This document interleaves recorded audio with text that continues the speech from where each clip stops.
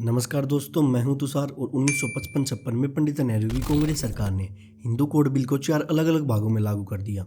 यह Hindu code bill कम और conversion bill ज़्यादा था। इस बिल के लागू होने के बाद हिंदुओं की आबादी बहुत तेज़ी से कम होने लगी, जबकि मुस्लिम और ईसाइयों की आबादी तेज़ी से बढ़ने लगी। आश्चर्य की बात तो ये है कि इलेक्शन से पहले तो कांग्रेस के दिग्गज नेताओं ने इस बिल का खूब विरोध किया, बट इलेक्शन के बाद उन्होंने इस बिल को 4 अलग अलग भागों में लागू कर दिया। अब आप बोलोगे कि इस बिल ने तो स्त्रियों की स्थिति को सुधार दिया और उन्हें समाज में समान अधिकार दिए, तो ये बिल कैसे गलत हो सकता है? सो हम इस बिल को कन्वर्जन बिल क्यों बोल रहे हैं और इस बिल के पीछे की काली सच्चाइयों को जानने के लिए हमें 100 साल पीछे जाना होगा।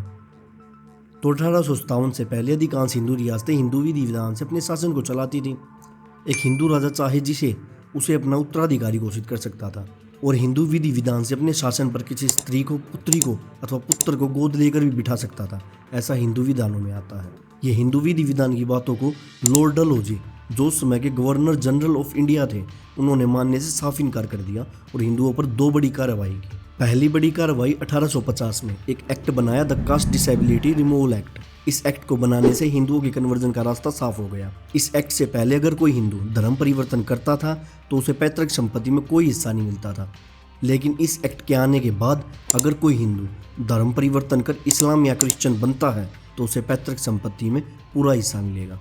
दोस्तों, इस एक्ट के आने के बाद बहुत सारे हिंदुओं ने अपना धर्म परिवर्तन किया। ये हिंदू धर्म पर एक तरफा मार थी। दूसरी बड़ी कार्रवाई लॉर्ड डलहौजी ने 1848 से 1854 के बीच में की। उसने 5 बड़ी हिंदू रियासतों को चूक नीति के तहत कब्जा कर लिया। अब चूक की नीति क्या है? इस चूक नीति के तहत ब्रिटिशर्स ने ऐसा कानून बनाया, यदि किसी राजा की कोई पुरुष संतान नहीं थी, यानी कि कोई पुत्र संतान नहीं थी, तो उस राजा की मृत्यु के पश्चात उसके राज्य को, उसके धन को छीन लिया जाएगा और वो ईस्ट इंडिया कंपनी का हो जाएगा। इन सभी हिंदू रियासतों को नाजायज तरीके से छीनने के कारण हिंदुओं में फिरंगियों के प्रति क्रोध भर गया।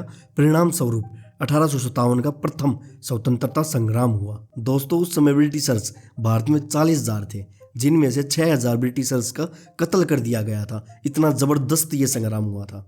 युद्ध समाप्त होने के बाद ब्रिटिशर्स ने पूरे भारत में सेंसस कराने की प्लानिंग की, ताकि समझा जा सके कि भारत में किस धर्म और किस जाति के कितने लोग रहते हैं और इनके आपसी विवाद क्या क्या हैं, ताकि भविष्य की प्लानिंग बनानी आसान हो सके।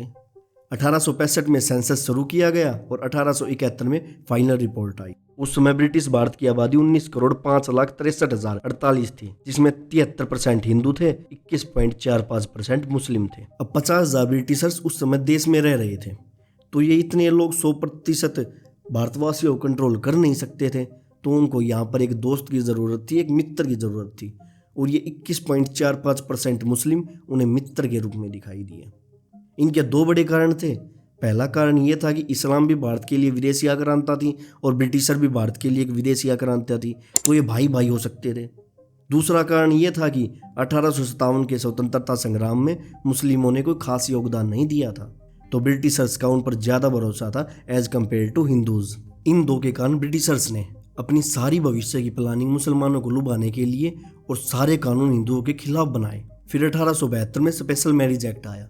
इस मैरिज एक्ट के द्वारा हिंदू अब क्रिश्चियन से मैरिज कर सकता था, इंटर रिलीजन मैरिज हो सकती थी। अब मुस्लिमों के कन्वर्जन होते नहीं थे, क्योंकि उनके पर्सनल लॉ और मदरसों की एजुकेशन कन्वर्जन होने नहीं देते थे। अब हिंदुओं के विवाह बहुत तेजी से क्रिश्चियन से होने लगे इस एक्ट के कारण। आदिवासियों और गरीब हिंदुओं के कन्वर्जन के लिए एक्ट बनाया गया था। 1871 के सेंसस में 8,96,658 क्रिश्चियन थे, जो कि 2011 में 2,78,00,000 हो गए, यानी कि ईसाइयों की आबादी 31 गुना बढ़ी इस टाइम पीरियड में, और इसी टाइम पीरियड में हिंदुओं की आबादी केवल 5 गुना बढ़ी। तो आप देख सकते हैं कि कन्वर्जन का कितना गंदा खेल चला था। ये एक्ट आने के बाद 1874 से 1937 के बीच में लगातार कानून बनाए गए जो पर्सनल लॉ को बदलने वाले थे, लेकिन इन कानूनों की विशेषता थी 2।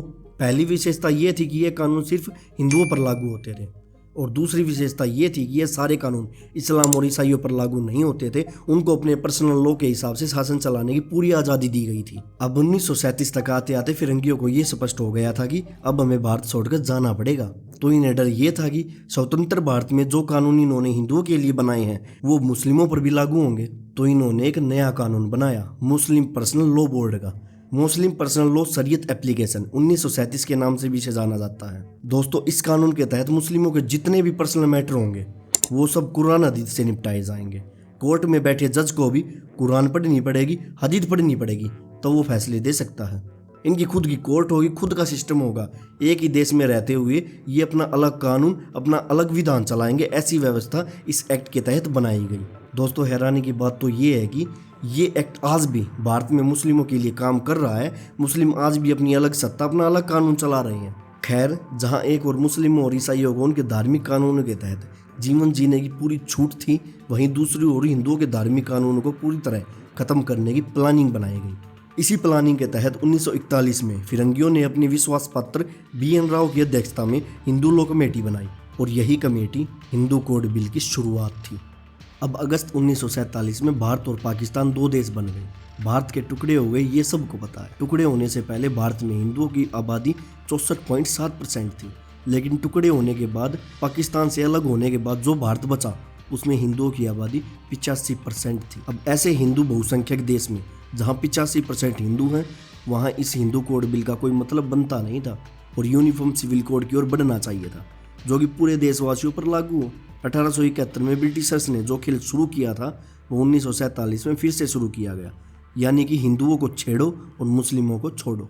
इसी के तहत एक सेलेक्ट कमेटी बनाई गई और इस कमेटी के अध्यक्ष भीमराव अम्बेडकर को बनाया गया। अब भीमराव अम्बेडकर ने इस हिंदू कोड बिल को जल्दी से लागू करवाने की ठान ली, लेकिन उस समय सरदार वल्लभ भाई पटेल, डॉक्टर राजेंद्र प्रसाद, तमाम बड़े नेताओं ने इसका विरोध किया और ये संसद में पास नहीं हुआ। याद रखना, अभी इलेक्शन नहीं हुए थे भारत में, तो जो संविधान सभा बनी थी वही भारत की पहली संसद भी बनी।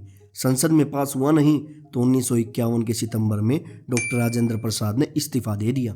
फिर 1951-52 में इलेक्शन हुए, कांग्रेस पूर्ण बहुमत से आ गई और यहाँ से हिंदू कोड बिल को लागू करने की पूरी प्लानिंग बनाई गई और 1955 में हिंदू मैरिज एक्ट से शुरुआत की और इस कोड बिल को 4 भागों में लागू किया गया। इस बिल ने हिंदू, बौद्ध, सिख और जैन इनको कोर्ट और कानून के नीचे लाकर खड़ा कर दिया। दूसरी ओर मुस्लिम और ईसाइयों को मनमानी करने का परमिट भी थमा दिया। इतना ही नहीं, कहा यह भी गया था कि एक बार 88% हिंदू, बुद्ध, सिख और जैन पर लागू कर देते हैं, अगर एक्सपेरिमेंट सफल रहा तो यूनिफॉर्म सिविल कोड बना देंगे, मतलब कि ईसाई और मुस्लिमों को भी ले आएंगे। पर आज तक हुआ नहीं है। दोस्तों, आज़ादी से पहले मुसलमान तलवार की नोक पर धर्मांतर करवाते थे, पर आज़ादी के बाद एक कानून बनाया गया, द हिंदू कोड बिल। ये हिंदू कोड बिल कम और कन्वर्जन बिल ज़्यादा था। दोस्तों, हिंदू मैरिज एक्ट 1955 को लेते हैं। इस एक्ट में एक प्रावधान था कि हिंदू एक ही शादी कर सकता था, जब उसका डिवोर्स हो जाए तो वो दूसरी शादी कर सकता था। बिना डिवोर्स के यदि वो दूसरी शादी करता है तो उसे जेल हो सकती थी। ये सीधा सीधा प्रावधान था। अब अचानक से एक कानून लाया गया कि 2 विवाह करने वाले को जेल होगी, तो अचानक से तो सोसाइटी में कोई चेंज नहीं आता।